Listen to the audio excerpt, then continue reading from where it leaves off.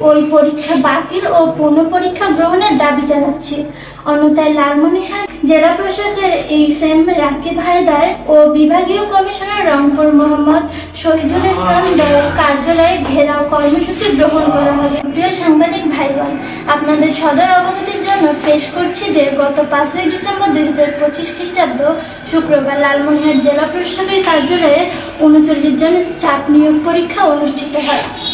উক্ত পরীক্ষার রেজাল্ট রহস্যজনকভাবে গভীর রাতে প্রকাশ করা হয়। উক্ত পরীক্ষার ফলাফলে স্বজনপ্রীতি ও ব্যাপক অনিয়মের আশ্রয় নিয়েছে নিয়োগ কমিটি। এতে প্রকৃত মেধাবীরা বঞ্চিত হয়েছে। ওই পরীক্ষা বাতিল ও পুনঃপরীক্ষা গ্রহণের দাবি জানাচ্ছি।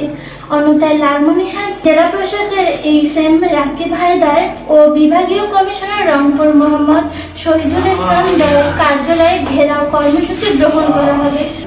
উল্লেখ্য যে নিয়োগ পরীক্ষায় যারা বিতর্কের সৃষ্টি করেছেন তারা আসন্ন জাতীয় সংসদ নির্বাচনেও বিতর্ক নিয়ে যাবেন মর্মে আমরা আশঙ্কা করছি।